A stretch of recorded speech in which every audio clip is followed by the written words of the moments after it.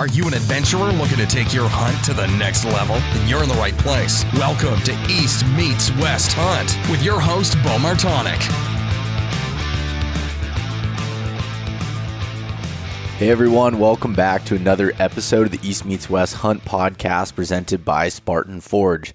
On today's episode, I am joined by world champion archer and incredible hunter Levi Morgan. Levi has dominated the competitive archery space for years, but his real passion is in hunting. We talk about how Levi has learned to capitalize on opportunities, his home farm in Pennsylvania, the history of hunting big timber, the story of his hunt for the massive Pennsylvania buck that he took this year, and much more. This episode is brought to you by the Spartan Forge app, which utilizes years of military background and machine learning to pull from millions of data points to accurately predict deer movement, including GPS data, 30 years of weather, academic, and state research. The new app includes GPS mapping with incredible aerial imagery, offline dependability, deer prediction, weather updates, journal entries, and much more. You can use the code eastmeetswest to save 20% off the Spartan Forge app at spartanforge.ai. Tethered is a company founded on the principles of educating the hunting community on saddle hunting while creating the most innovative, lightweight, safe products for saddle hunting. They have mobile hunting gear options for all types of hunters and continue to push the envelope. To learn more about tethered and saddle hunting, head over to tetherednation.com. Maven is building the highest quality optics at half the price of their competitors through their direct-to-consumer business model. They want to create the best optics for the job, period. Their products are backed with a lifetime no-fault warranty and an incredible customer experience. The new RS2 ultralight rifle scope is designed for the all-purpose hunter and features a 2 to 10 times zoom range to cover most eastern and western hunting situations. The RS2 is my recommended scope for those who require precision but don't need the added features of a long-range scope.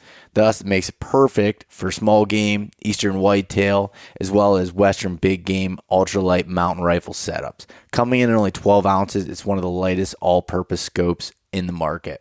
You can use the coupon code eastmeetswest-gift for a free gift with any full price optics order at mavenbuilt.com. GoWild is a free social community built by hunters for hunters. Join me on GoWild today and get $10 to spend on gear just for setting up your account.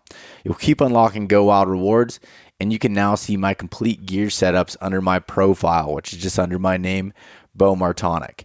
You can join at timetogowild.com or in the App Store, whether that's Apple or if you have Google Play, anything like that, you can find it. If you use the coupon code eastmeetswest, you'll save 10% off of all hunting gear within the app or on the website.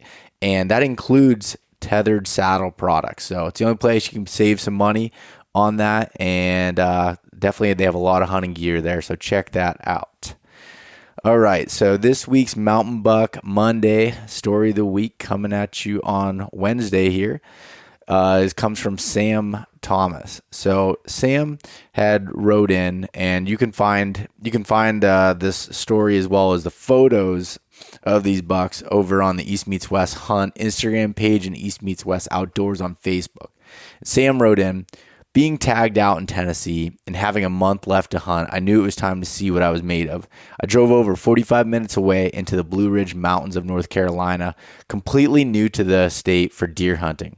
I tried several locations but never found anything I really liked until I stumbled upon a huge mountain range that was just destroyed with buck sign. I picked it apart and managed to find a subtle bench on the side of the mountain that was loaded with fresh scrapes, and I made a game plan. A bad snowstorm blew in the next few days, and the movement was non-existent. But after a week or so, the weather broke, and a warm front was in the forecast. Knowing the bucks were more than likely going to freshen up the scrapes, on the morning of December 10th, this buck did just that. It was around 9 a.m. when I looked up, and the buck had snuck in through the snow and was 30 yards walking right for me. He came in at 15 yards, cleared out a big scrape, and gave me a shot opportunity. He ran 40 yards and piled up, and I couldn't believe what had happened. To harvest one mountain buck a year is a feat in itself, but to take one in a state I'd never stepped foot in was truly a blessing. So Sam had actually killed 3 mountain bucks that year and just shared the story.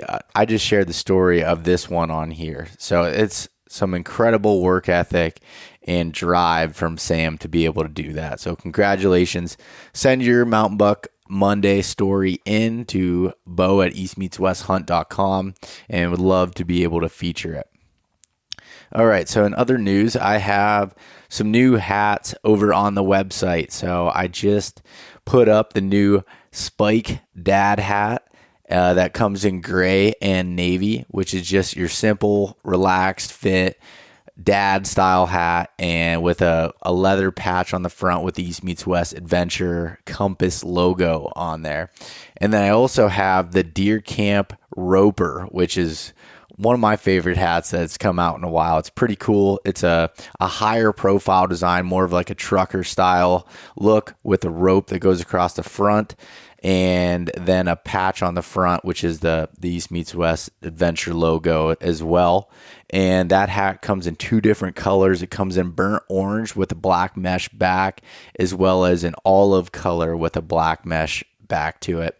So, and both of these hats are made by Legacy. So if you're familiar with Legacy hats, they're extremely comfortable, and they do some really good work for me and have been a popular hat. So got those over on the website, and still have a few of the Woodsman beanies left. I sold out of the brown color within a week of them launching. I knew I should have ordered more, but I ordered them back in August. I wasn't really thinking as much about it, and they finally came in. But I still do have some of the gray and black marbled colors left over on the website. All of the donations from quarter 4, I donate 3% of the sales to the National Deer Association. So the National Deer Association is one of the organizations that I truly think does great things for wildlife conservation and the white-tailed deer. So definitely, if you want to support the podcast and support the National Deer Association, check out some of the new apparel options, as well as everything else on my website at eastmeetswest-gift.com/shop. In other news here, I just wanted to bring up something that had come up, and I'm kind of embarrassed that I didn't know about this ahead of time before it actually happened. But recently, it was in November, in Washington State, they had banned spring bear hunting. And obviously that's a big deal from the standpoint of, this is, even if you don't live in Washington or you don't plan on bear hunting, this is a giant threat to hunting for that to be able to happen. And we've seen it in New Jersey, we've seen it in British Columbia with bear hunting, and it's the hard part about it is, and the hard part of it to swallow, is that it's not based on science. It's not based on the American wildlife conservation model, the North American wildlife conservation model. It's not. It's based off of people that mostly, they are anti-hunters that are putting pressure on these organizations in the Fish and Wildlife Fish and Game Commission there in Washington. But already from the pressure that hunters have put on after this has came out, I signed a petition, as well as thousands and thousands of other people. One of the people there that were for banning this bear hunt had stepped down, and which is good. So, and they only won by one vote. So right now it's kind of about 50-50 from that standpoint. But I think if we continue to put pressure on them, that we can have this reverse, and they're going to review it here in January. So I would highly recommend that you check out, you can either just search it on Google, the spring bear hunt ban in Washington, and read about it to get some more background and make your own decision on it.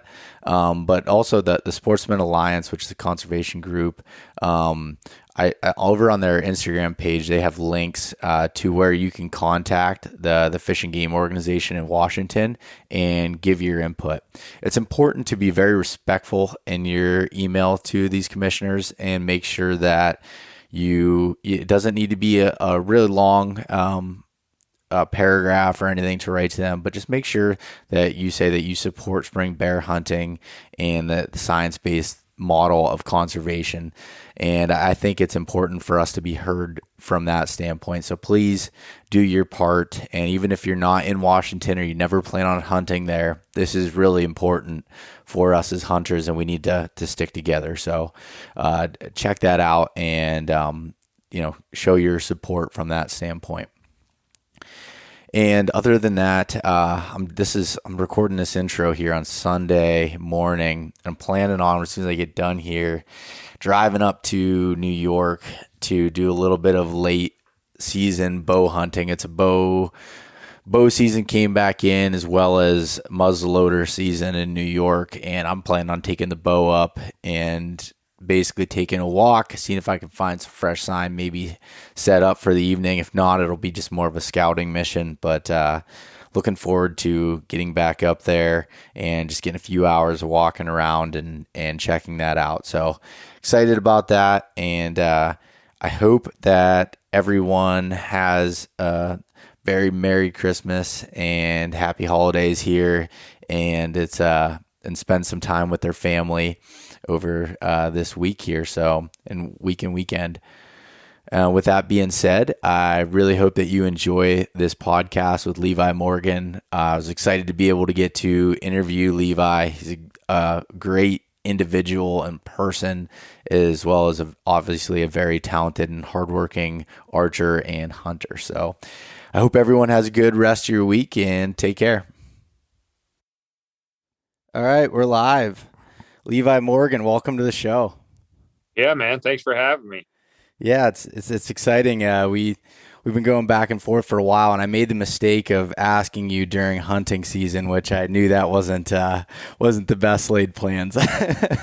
Yeah, I should have just been more straight up with you and said, yeah, I could probably agree to this, and I'll have to push it back like 14 times until after hunting season, and when I'm finally sitting down somewhere. I was going to, like, at the beginning, I was just going to be like, I knew you had a pretty rigorous travel schedule with hunting, and then, with family and everything else. And I was like, maybe I'll see if just he wants to do it after the season. I'm like, well, let me see if, he says to doing it, immediately. So I guess it ended up the latter anyways. Yeah, it could, sometimes it could work out, but man, I normally spend pretty much all of December down in Mississippi on my club down there, and our service is awful. So yeah, it just ended up, I was going so hard down there. It just wasn't possible. So yeah, my apologies, but I'm glad we finally made it happen. Yeah. I really appreciate you taking the time. Have you, are you feeling like you're done with hunting season from the standpoint of mentally and everything, or could you just keep going?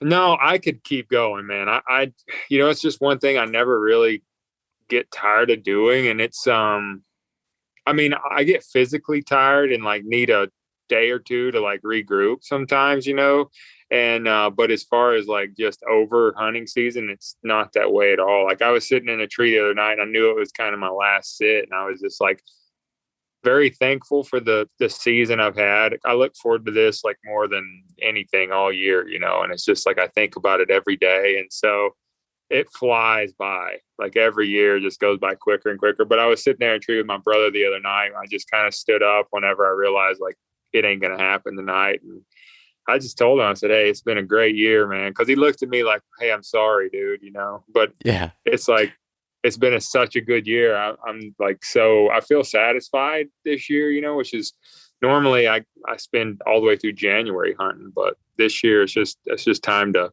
be a dad and be home and take care of all the things I've neglected for the last 4 months. So.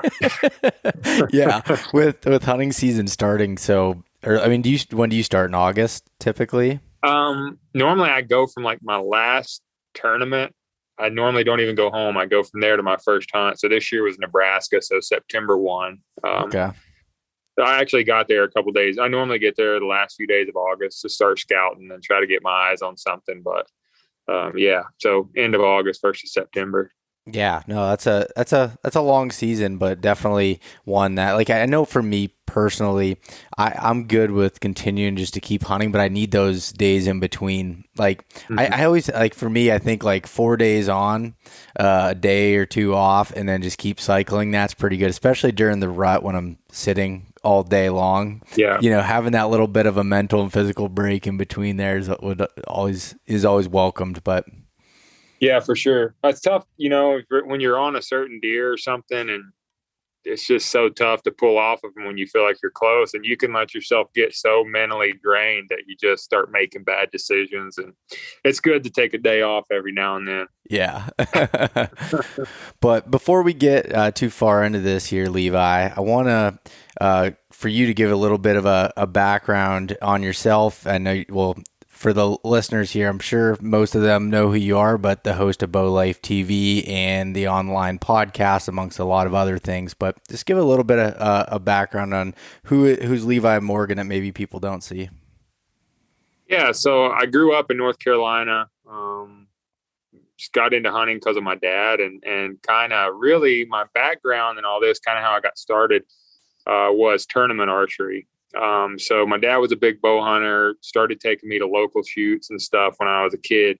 And I started winning those, and then just kind of went on through the national level, world level as an amateur, won out of that. And so when I turned 18, my dad's a rock mason in construction, kind of what I did after I graduated high school, but always knew this is what I loved. And if I could make a living doing this, would be like the ultimate dream. So I was working a full-time job as a stonemason, trying to win on the archery circuit as a professional, and ended up doing that in 2007 and winning my way into a career there. So I was able to lay down the construction side of my life, and which opened the doors to the television show and allow me to do what I really loved for a job, and that was bow hunting. So my wife, who was on the tournament trail, is how we met. Samantha is from Pennsylvania. So when we had our first kid,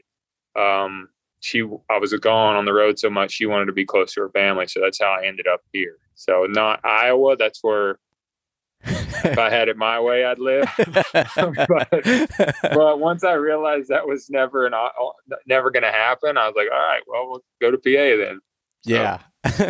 And so how did the TV show come about? I mean, as far as, I guess things were different at that time than they are now. With the barrier to entry was a lot different than it is now to starting some sort. It's not like you just started a YouTube channel then.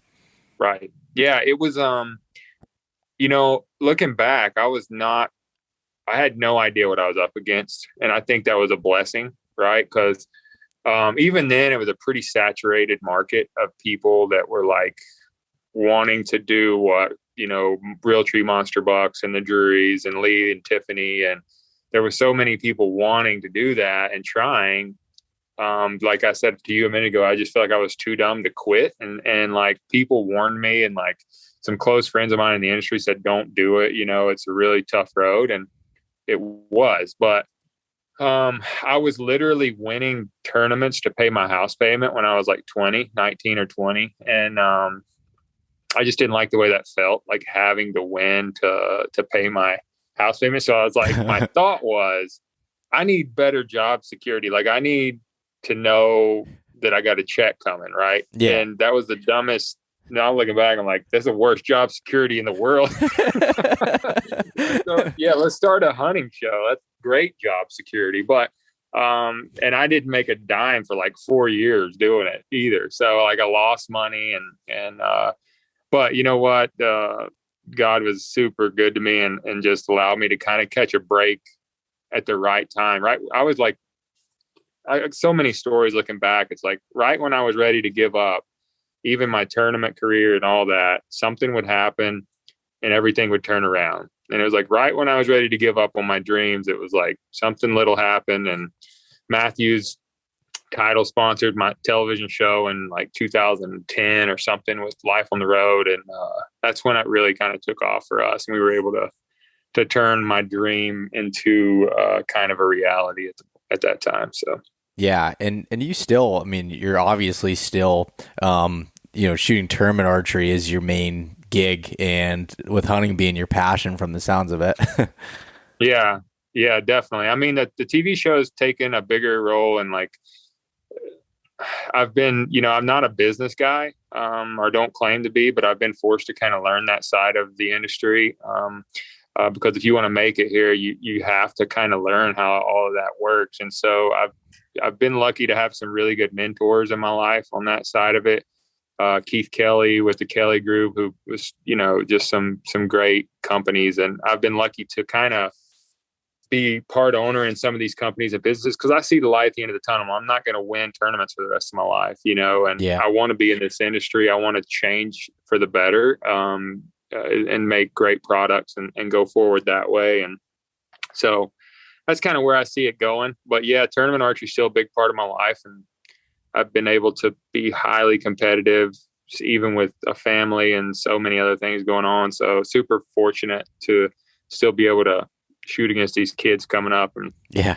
they're giving me a run for my money, though. I can promise you that. Yeah, I can imagine. And I mean, during hunting season, you're obviously probably not preparing a whole lot for the tournament archery season. So, you got some of these younger guys and stuff that are probably training all year for it. And yours is not that way from the sounds of it, just from looking at your hunting schedule. No, I haven't looked at a tournament bow since August, and like normally I don't until January, and a lot of these guys never stop, so that makes it tough. But I always feel like I'm able to pull through a lot of these just off experience, because I've been doing it since I was a little kid, but yeah, it would, I don't even know if it would help me to practice that much. It's something I got to lay down and walk away from for a period of time. I get really burned out on tournaments anymore. And I used to love it, and want to be the best, and had so many goals and been lucky to accomplish most of them. But anymore, it's like, it's work. And I think once you are really successful in any field, the expectation that comes along with that from people and from companies that you shoot for really puts a cloud over that. And it makes it more like I have to do well, rather than like I want to do well. And so I still love the competition part of it, but I definitely get burned out, and I'm ready for hunting season for sure by the end of it. I can imagine. And did you, when you started, when you were very young, like you said, getting into tournament archery, did you have, like, I know you said that your dad got you into it and stuff, but did you have someone that like really mentored you through then, or how did you just shot so much and practiced so much that you just became good at it? Yeah, my dad was my coach growing up. I never had a coach or anything like that. But he was probably the best coach looking back. Like, my dad was he's very hard on me growing up, very strict. Like, I remember so many times him saying, you can quit whenever you want, but I'm not going to take you around to these tournaments and sacrifice my time and money if you're not going to do the same. And so it was like, I shot before school, I shot after school. I mean, like every spare minute of my life as a kid was, shooting, other than I played other sports too, but like if during archery season and tournament season, if I didn't put in the work, I didn't get to go. Right. Which is great. And I'm so glad my dad was that way. It showed me, work ethic, and taught me, to seeing actual results from the work that I put in. And, so that was kind of the way that was, but, I never had any other coaches, growing up at all. Interesting. And I'm guessing that, from starting so young, you got used to the pressure of it, and that kind of helped you as you got older and started jumping up into those leagues. But how would you compare like the pressure of shooting a tournament with, with a hunting scenario where it's like you have a buck in front of you and that type of gut wrenching feeling a little bit? Yeah, I think, a tournament's more of a marathon, but I would compare those last few shots to win a tournament. It's very similar, where your mind kind of blanks out and you revert to just what you practice. If you're up there on the line trying to win 50 grand for a world championship with this last arrow, and you're having to think about the process, you're already screwed, right? If you're thinking too much. So, I really feel like tournaments has helped me hunting more than I can even explain, just in that moment of truth where I have to make the shot and I have to perform. being able to focus on things other than what's at stake have really helped me. Something I learned in tournaments a long time ago is if you're focused on the outcome, you're not going to win. If you're focused on what happens if you screw the shot up, you're not going to win. So I definitely feel like in hunting, it just happens, and it's over. And I don't even really realize what I did, just executing. Right. And so I feel like tournaments really have played a big part in that, though. Yeah, no, I could imagine, and just being able to execute under the pressure from that standpoint. And I think that's one of the things that many people, including myself, struggle with as you're getting into it and having more opportunities. I feel like the more reps that I get in those scenarios, the better I get at dealing with it. But sometimes I still feel like it's difficult. And I think one of the biggest things, like, did you work with Joel Turner at all? I did. Yeah. Recently, like a couple years ago, I went through his class and talked to him personally quite a bit. His son is really going to try to be retired before his son starts shooting against me. So yeah. he's an awesome human being in general, and just and such a good, teacher. When I went through one of the classes with him and some of the other things, and he was just like eye-opening to me as far as focusing on that process and being present in it, and not focusing on if I screw this up. Like, you have to go into that so confident in every little thing, and I think that's been super helpful for me. And I thought he had mentioned when I saw him that he had worked with you or talked with you or something in the past there. Yeah, we I think it was like maybe a year and a half ago. Because I still, like, there's nothing that you ever perfect in this game. I think that's one of the reasons I love it so much, is that, like, you think you've figured it out, and then it hits you in the face with something new. And, I had struggled in some indoor events, over the years, like Vegas and stuff.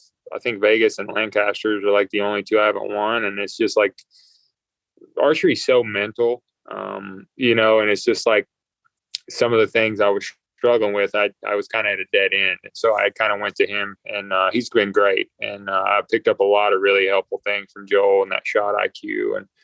And he's a very strong, mentally strong dude when it comes to shooting under pressure. So yeah, I tell you, he gave me some challenging shots when he's sitting there, when you have a steel target and you got the little hole in between it, and then he's hitting your hat with an arrow as you're drawn back and trying to go through the process. And he would just do anything to try to get into your head while you're going through that. And it was super helpful from that standpoint. But yeah, his son looks like he's going to be he's already very good. Yeah, he's a stone cold killer. There's no doubt. That kid has got so much confidence and just like such a good mental game. And I plan on being long gone. I plan on being out of here, man. Taking some dignity with me and being out of here. Yep. Yeah, that's funny. So Levi, I was going to kind of wait for this towards the end, but while we're a little bit on this topic here, this season has been incredible, to say the least, for you so far. Well, just in total, I mean, how many deer have you been able to put on the ground so far this year? I think 9 whitetails. And then I shot a mule deer, an antelope, and a Sitka blacktail. So, I think of those 9 whitetails, they were all over 140.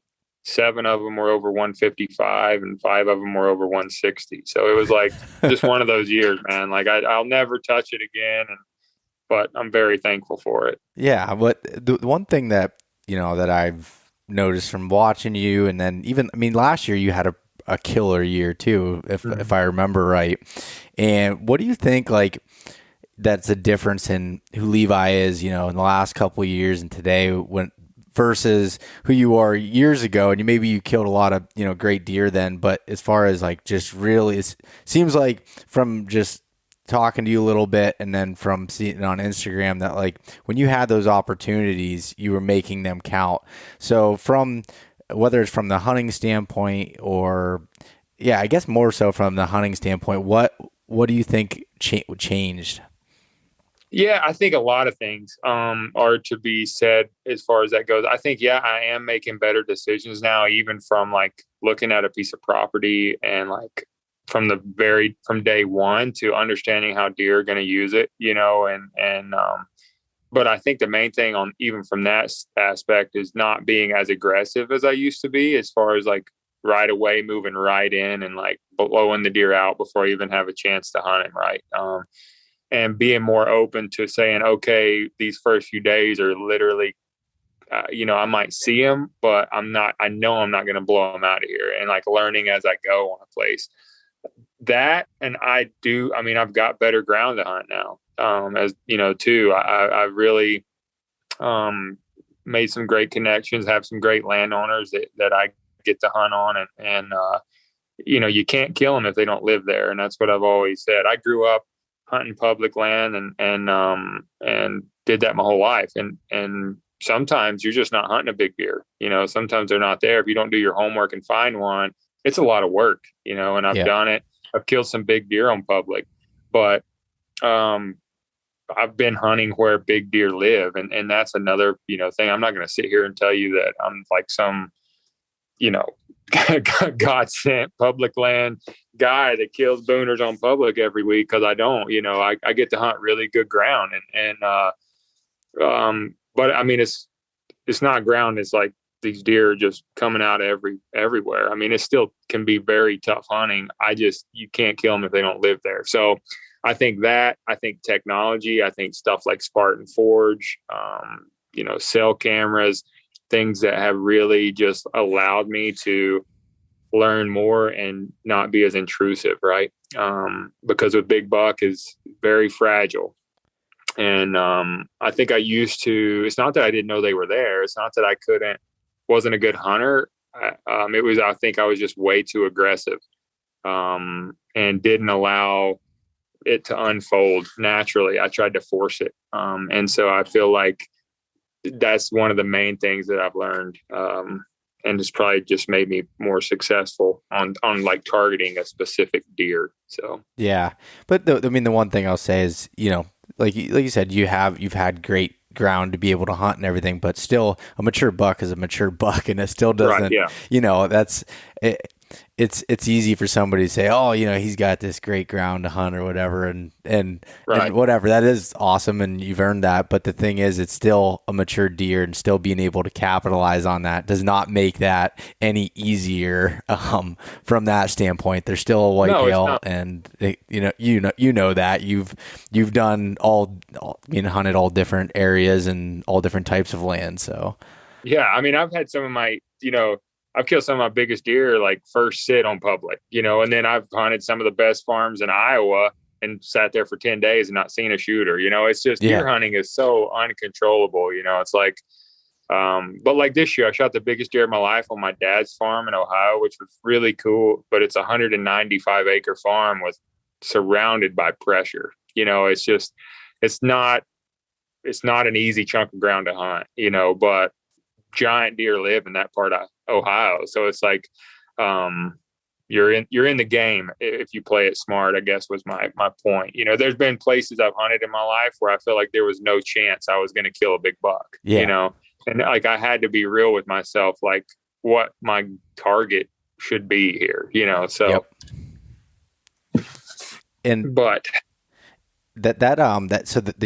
Your dad's farm there in Ohio, is that something that you've hunted your entire life? Yeah, I've hunted there since. That's kind of where I learned to hunt big deer, because I grew up in the Carolinas. We didn't have, like a 90-inch 8-point was like top end, and getting a deer to 4.5 was unheard of. So you never really got to chase mature deer there. So when I was 13 or 14, my dad bought that farm. And so that's really where I learned as a teenager, and screwed up a lot on hunting big deer. And so I hadn't shot a deer in Ohio in like 6 years, I think. So, and like, just, that's how tough it can be there.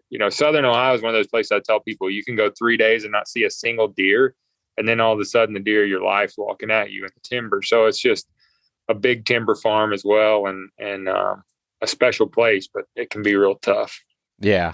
Yeah, I've hunted a decent amount in southern Ohio, and Hmm. I love that area there as far as the potential for just absolute giant deer. But I've had similar situations where I've went days without seeing a deer, and then there's been trips that Yeah. I've the first hour that I climbed into the tree that it's worked out in my favor. And I love Ohio. It's one of those places that it's obviously no secret anymore, but it's still a very special place.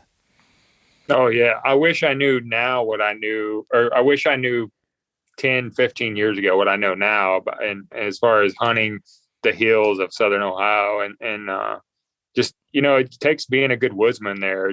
And I think I love hunting those places. That's one thing that's cool about Pennsylvania. And one thing that's cool about Southern Ohio, you're not going to consistently kill big bucks unless you're a good woodsman. And there's some places like Kansas where it's a no-brainer. You look at a map and there's a wood line on a river, and it's like, okay, that's where the deer are going to be, So, but there's places like Pennsylvania where it's nothing but a 1,500 acre block of woods, and you're like, good luck. Yeah. So two different scenarios. Yeah, I definitely can relate to that, and that's so your farm that you have is in Pennsylvania as well, Right. and so give a little bit of a background on that farm. Like when you moved there, you said you moved there once you had your first son, right? And then did you just start managing it from there for whitetails, or how did that look? No, so we moved here in 2012. We bought our house with an acre, so we didn't have any ground to hunt here. I hunted public here, coal mine property, stuff like that, and like Greene County, all that stuff. And then saw some good deer, shot some good deer over there. But then like my dream, even since I was a kid, is to own a farm. There's just something about that always just intrigued me. And so once I realized I was here permanently and wasn't getting to go to Iowa, I was like, all right, and let's look for something here. Right. So we looked for a couple years and just nothing was coming available. And I had I had permission to hunt this 90-acre piece of ground, and I was hunting a giant on it, down here in kind of the lowlands, what we call it here. And I was sitting there one morning, and somebody had told me about this guy that owned a ton of ground up in the mountains and had gave me his number. And I was like, I'm going to go for it. And so I just texted him and said, you don't know me from Adam, but I want, I'm looking to buy a farm for my family. I want something to leave to my boys. And if you ever want to sell any of your ground, please let me know. And literally he texted me right back and said, how soon can you be here? And I was like, I can come right now. And literally we got on his, we got on his, like, I forget, like a Kawasaki mule or something. And he said, I'm going to show you every farm I got, and you pick which one you want to buy. And I was just like, what? So we went driving around that day, and I'll never forget walking on this one farm and just being like, I called Samantha from the woods and I said, this is it, like this is everything. And it was a 250-acre farm. And it bordered another one of his farms. It was 270 acres. And so this 250-acre farm was nothing but timber, like 100% timber. So it was like a blank canvas, with a little cabin on it. And so we ended up buying that farm, and then a year later buying the other 270 from him. So altogether it's like 520, but that guy's been like such a blessing just to land on that, something that was never on the market, wouldn't have been on the market for a day, Yeah. So yeah, got lucky, but that's crazy. And why did he decide like he would just sell it to this random guy that got a hold of him? I don't know, man. This guy is a special person. Like he's a very sentimental person, and I think he understood that I wasn't here to make a quick buck or to flip it, or he's like cares about that mountain of Farmington like more than anybody I've met. And so I just felt like he understood mine and Samantha's goal was to make it better and to create like we even said it, we're not even here to kill the deer. We're here to like give them a place to survive, more than anything, because Pennsylvania can be like everything dies, you know? Yeah. And I mean, that's the God's honest truth. It's like, dang, you know? And so we wanted to more than anything create that, you know, sanctuary where we could, and show people around here what was possible, you know, because we have the genetics and all they need is the nutrition and the age, and we can have some giant deer. I mean, look what you guys are killing and what we've been able to kill the last couple of years on the farm. So, I think once he saw what our vision was, it was like, okay, you know, he could feel really good about selling me a place that he cared about. So, Yeah. And so was that property all timbered at that point, or was there actual like farm fields and stuff on it at that point? so the 250 acres was pretty much all timber. There might have been like 5 acres total that I could put food plots on the first 250. And it's big timber, like white oak, maples, like big, like old timber. The 270 that we bought the next year was, had been strip mined, and part of it had been timbered, and it was way more like farm ground type. Okay. So it's probably got like 75 to 90 acres of tillable. So that's where I plant all my beans and corn and food now. But I killed both my bucks the last 2 years on the original 250 that's still all timber. You know, it's like where my big ones that's where they stay. You know, they don't want to come out of it. So. Oh, that's crazy. So are those the 250 and the 270? Are they right next to each other? Yeah, they join. And so they probably share about a quarter-mile line. So it's really just one big farm. Yeah. Okay. So yeah, when you sent me that message from this year, this buck we're going to talk about, but this giant that you killed, and you're like, this was a mountain buck. Like this deer just, he stayed in the timber and he didn't come out to your fields or anything like that. You said that you've seen that with a couple of the deer there? Yeah, I have for sure. And it was funny because this deer we named Browse was such a random deer, man. I remember when he was several years ago, he was 3.5 when we first got a picture of him. And it was like November 13th. And like, I was running cameras everywhere, and he shows up in the middle of my farm on November 13th. And I'm like, I don't know this deer, you know?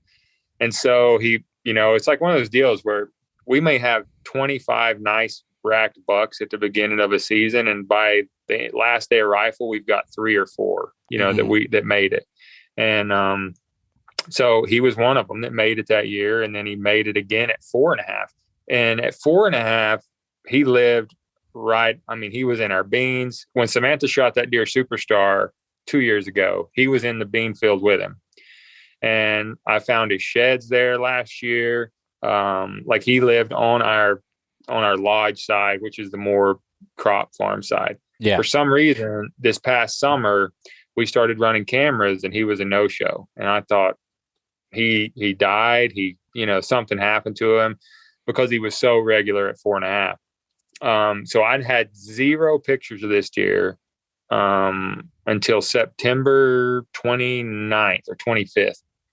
And in the middle of my timber farm, I have like a 1/2 acre food plot with, I got a camera on like a scrape tree there. And he walked through the background of that food plot in the middle of the day, and I'm like, who? And so I'm like zooming in, and I'm like, I'm like, me and Samantha are like freaking out, texting back and forth, like, is that Brout? Like, what is he doing? Is that him? And so then like a week later, I got another picture of him on a water hole in the middle of the timber.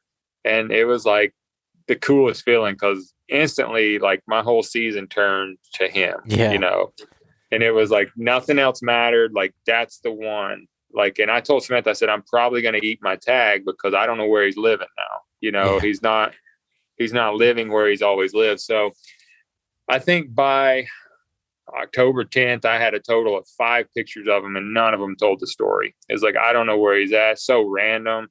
And I kind of started figuring out where he lived. And it's about a 50 to 70 acre chunk in the middle that we just never go in. Really hard to access. It's on a trout stream, meadow run, and just gnarly mountain laurels, too thick to really do much with. Right. And so I felt like that's where he was living, but I had no idea how he was coming or going. Yeah. And so that's when kind of the chess game started. And I think, like what we were talking about earlier, earlier in my life, I feel like I would have just, as soon as I thought that's where he was at, I would have dove right in. Yep.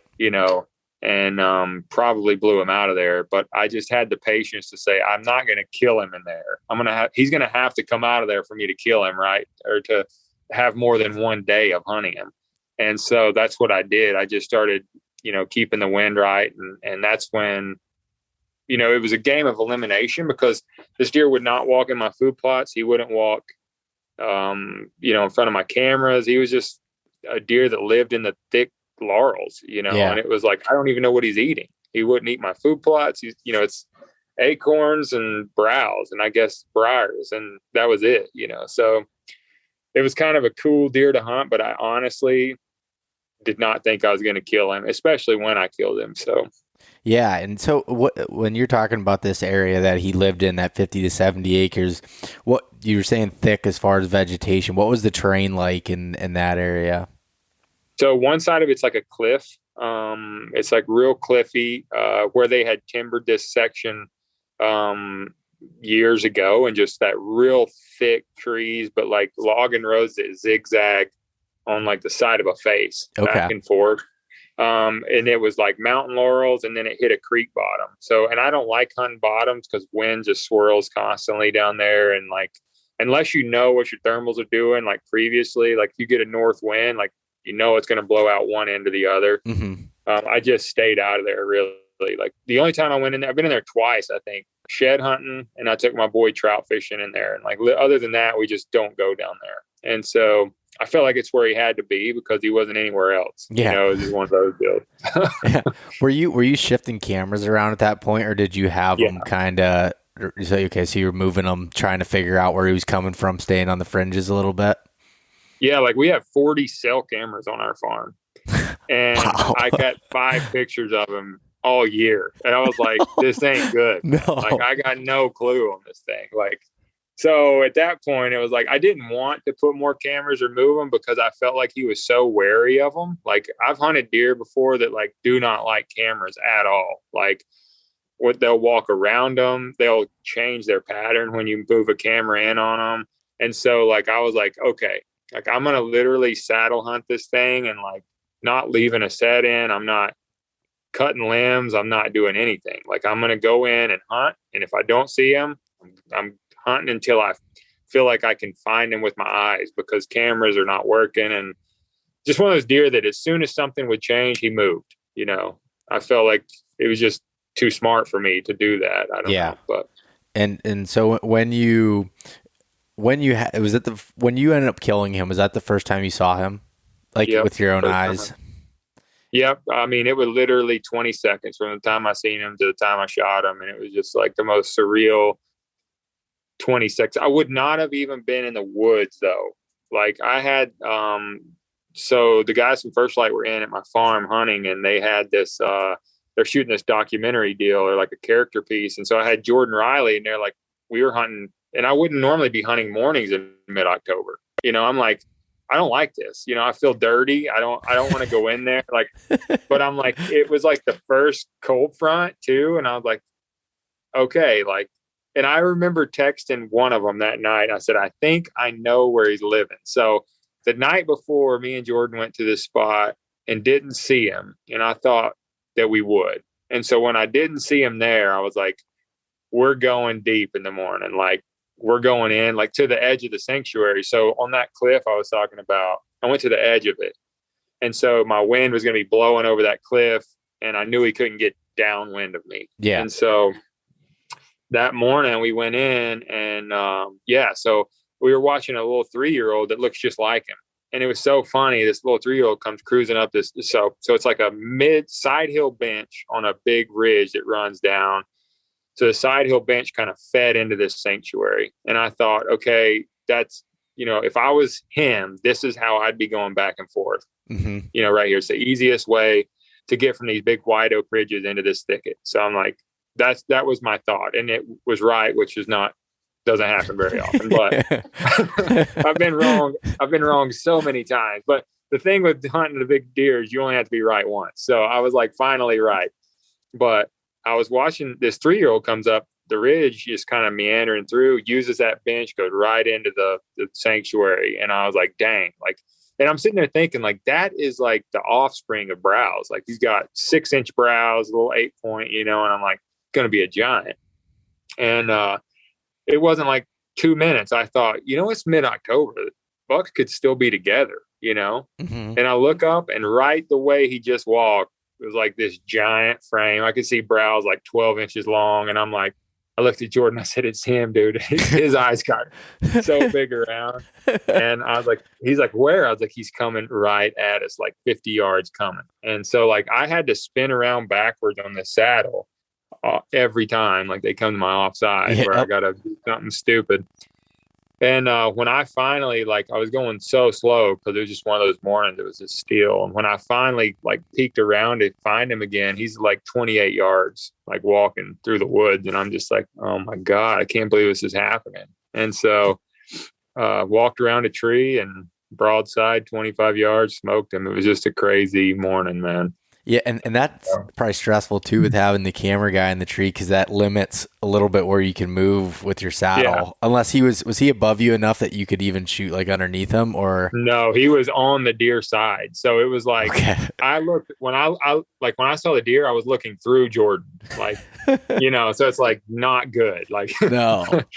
Yeah, I was right. I was right enough to know the area. I was wrong on where I thought he was going to walk, but he still walked close enough. We got it done, but it was like probably the most excited I'd ever been, just because it's one of those deals where you don't think you're going to get it pulled off that morning. I'm like just hoping to see him, and so to smoke him and know it was over was like a really awesome feeling. But yeah, and so a question I have is like when you went in that morning, how did you access that spot? If you thought he was like feeding out on the ridge in the white oaks and then coming back into that thicket. Yeah, I took a chance that morning and on me being right, and I felt like he wasn't on, it would be our southeast corner. So I felt like he was staying on our southwest side on some big white oak ridges and feeding all night. And so we accessed it through my southeast corner, which is more just like, like briars and more bedding. And so we went through the bedding to get there, just taking a chance that he was not back yet, pretty much. So I walked the edge of my sanctuary pretty much the whole way and got in there and didn't go through where I felt like he was feeding. And he just stayed out a little too late partying, I think. Yeah. Came back in a little too late. What was the date on that? I think it was like October 17th or 18th, something like that. Okay, yeah, it was even early for him to be out, sniffing around a little bit. That's crazy. It was just that, it was like 31 degrees or something, mid 30s. So it was like that first, and I've always said the first cold front in October is the best time to kill a big buck, in my opinion, but it's just hard to know exactly where he's going to be, Yeah. But there's like a 3-day window in mid-October every year that every mature deer on the farm will daylight, and it's like, it's hard to say when that's going to be, or even if I'm going to be home, but it seems like every year there is like a 3-day window in that 15th to 23rd of October where it's just money. So, yeah. And that what's interesting is that, that you travel so much to hunt and stuff. Was that kind of hard on you, being like, what if I get pictures of him, or what's, once you saw him September 29th or 25th or whatever it was, like when you would leave, it'd probably be like, I don't know, that would drive me nuts. Like I feel like I can't leave Pennsylvania, even though it's not the big buck mecca of the world, but like I can't leave that until I fill my tag to go somewhere else. It's so hard. Yeah, I went to Alaska, so I was like, I couldn't even check my cameras. I'm like, but the good news with him was it wasn't like I had him patterned. That would have been, I think, harder. Yeah. Like if I was like, he was showing up and like I had to leave or something. It was like one of those deals where like, well, I have no idea where he's at anyway, and I don't think anybody else does either. And come to find out, some chick had like, he lived on their farm all summer, their place, and like they had tons of pictures of him. So he wasn't even on us. Really?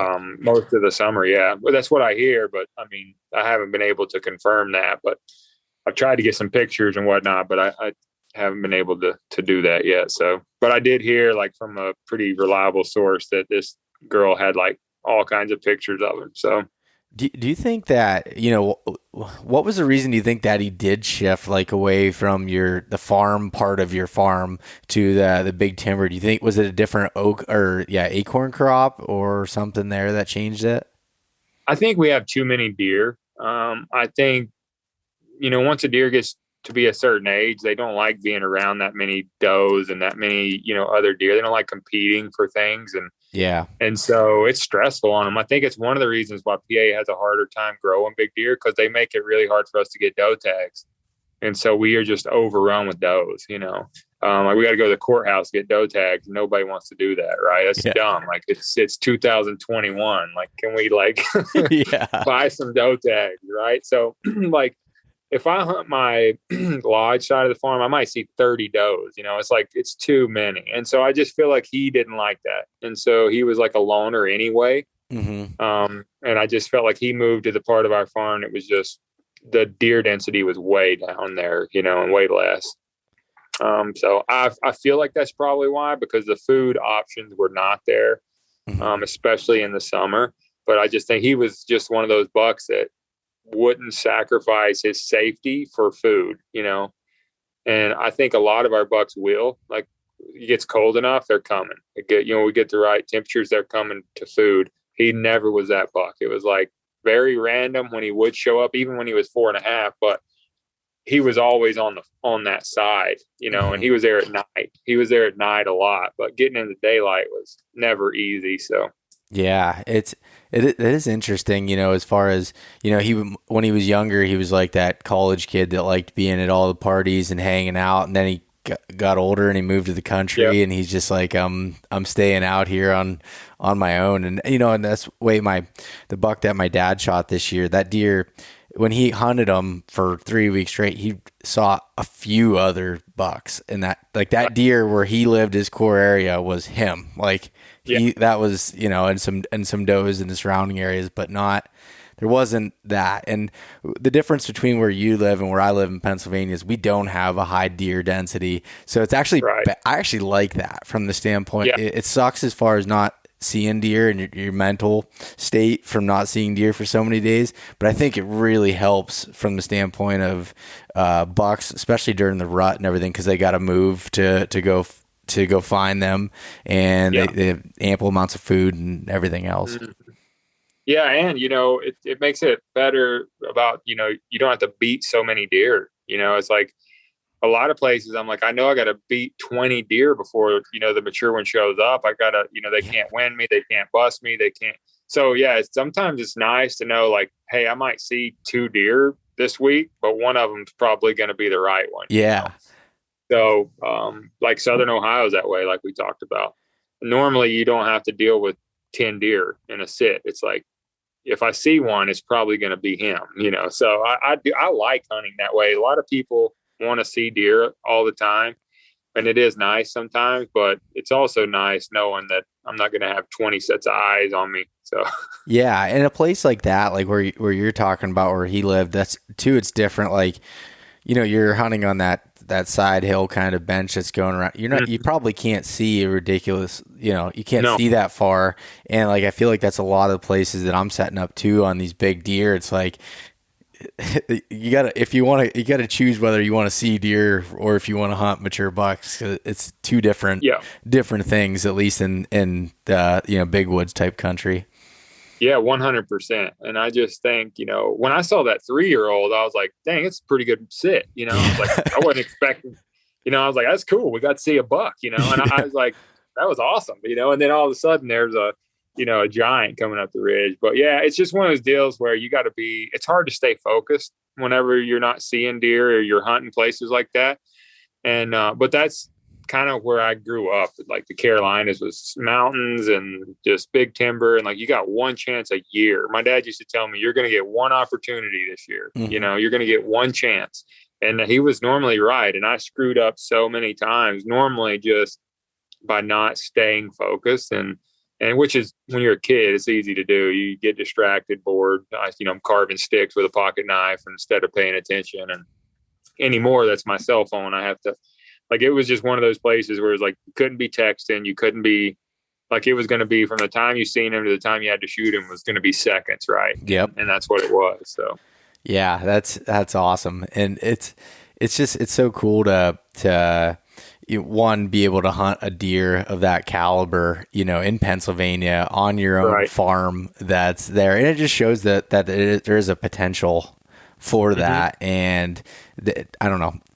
One of my goals is when I'm at some point in my life, I want to buy a farm and be able to do that. Like right now, I love running around all these new areas, and I probably will never let go of that completely, but I really want to have my own piece of ground and have that satisfaction of doing it. Like, I mean, I have 8 acres that I live on now, but it's not, most of it's kind of swamp. So it's not, it's not that great for it, but I think that's cool in its own. Yeah, it is cool. I mean, it's like, there's nothing cooler than watching a deer grow up, but it's also more bittersweet experience hunting too. I feel like owning your own ground and taking a deer off of it, because it's so final. Like, hunting is so final too with an animal, especially that you're chasing like a specific animal, because it's like, dang, it's like, he's never going to walk on this farm again. Like, he's never going to get another picture. I'm not going to wake up tomorrow checking my cameras going, did he show up last night? So it's more of, we just like really paying a lot of respects to the chase of that animal, but it's cool to let him get old, because deer, one of my buddies, Andy Morgan, says whitetail deer were born to die. And they were, and that is not truer in anywhere than Pennsylvania. Yeah, they don't make it past 3 very often here. And so it's just one of those deals where it was cool to let him get to 5.5 and to know he lived a good, long life there, and like then to be able to take him like that. Like, it's a bittersweet thing, but it's one of the coolest feelings to just stand on your own dirt and stand over a deer like that. Just really cool. Yeah. And so the question is, did Jordan get it on film?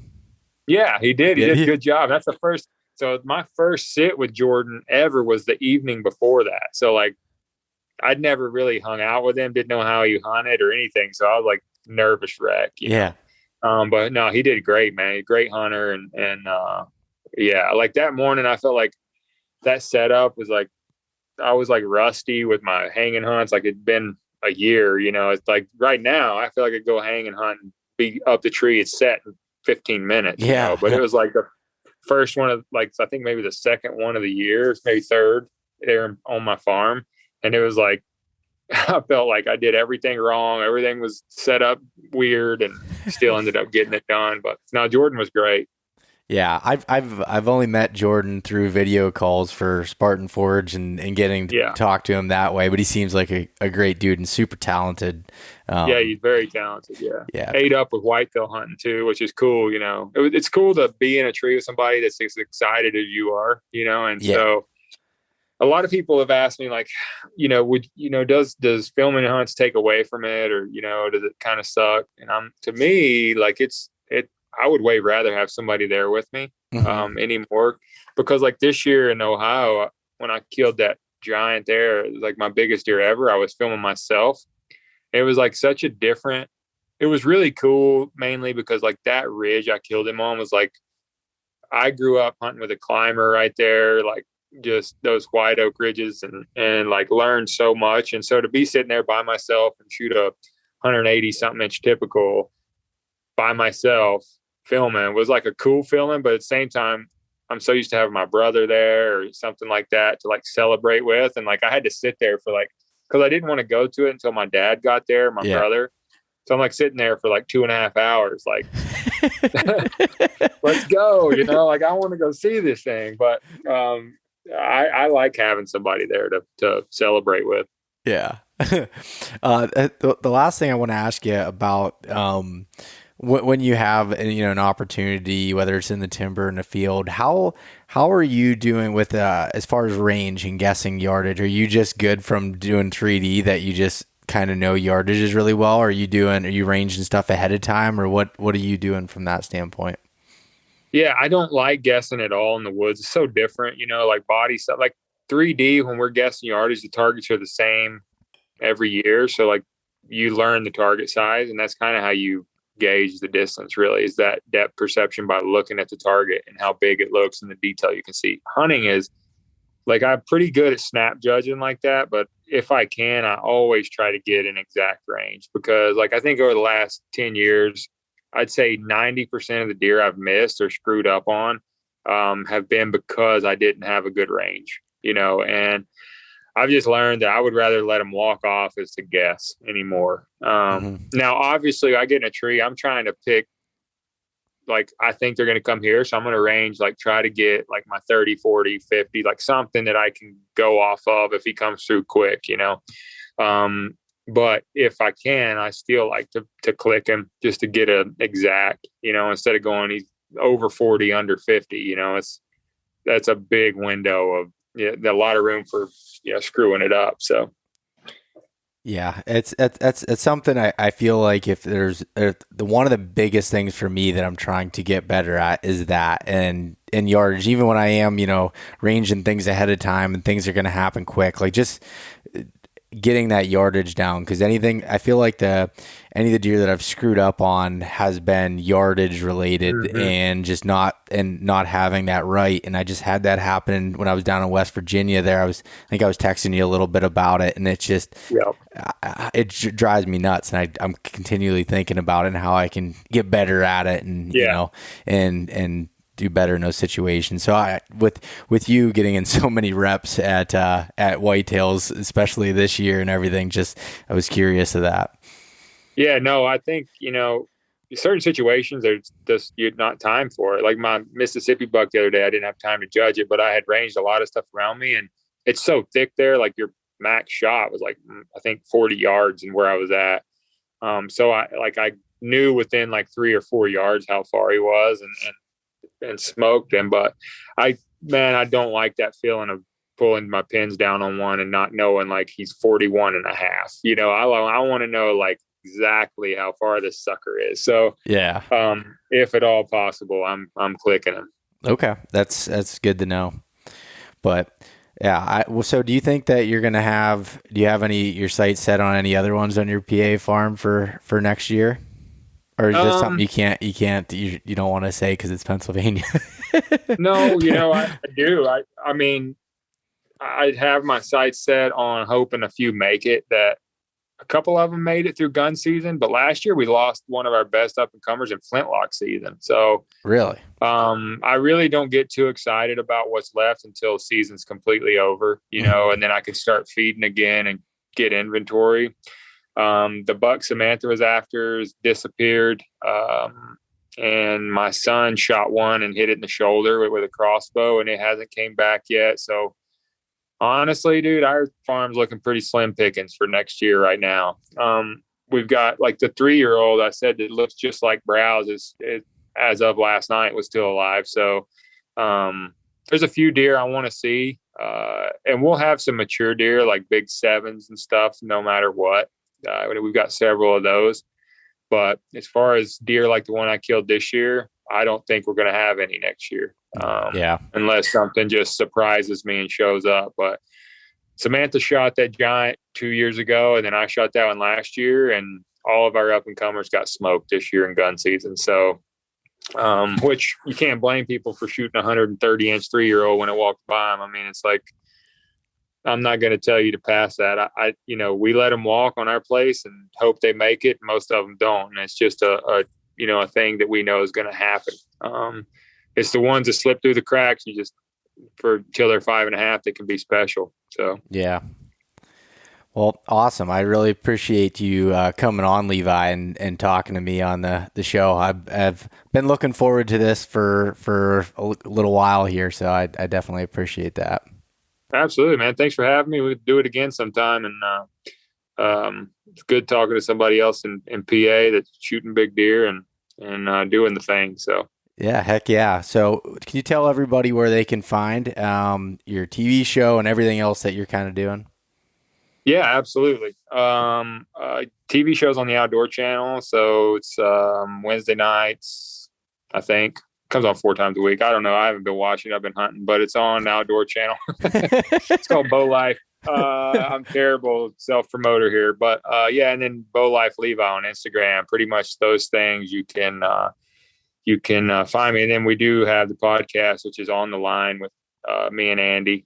We got to get you on there at some point too. And Andy's hilarious, man. He'll just laugh more than you do anything else, but we have fun on there. Yeah. I've been listening to it the last month or so, and I really enjoy it. It's good. It's good that you guys come out with that bi-weekly, I believe. Is that what? Yeah. Every other week. Yeah. Every other week. Yeah. Every other week. So, I've been listening to it, and you guys definitely have a good, I guess, relationship back and forth on there, like both your characters, if you want to put it that way. Yeah, he's something, man. He's one of my best friends and one of the best hunters and fishermen, he's obviously the best fisherman I know, but he's just, he's a funny dude, man. I know that. Yeah. All right. Well, thanks, Levi. I appreciate it. Hey, thanks, Beau. Appreciate it. Thanks so much for listening to this episode of East Meets West Hunt with your host, Beau Martonik. For more great content and to stay up to date, visit eastmeetswesthunt.com, Facebook at East Meets West Outdoors, and Instagram at East Meets West Hunt. If you enjoyed today's episode, please review and subscribe, and we'll catch you next time.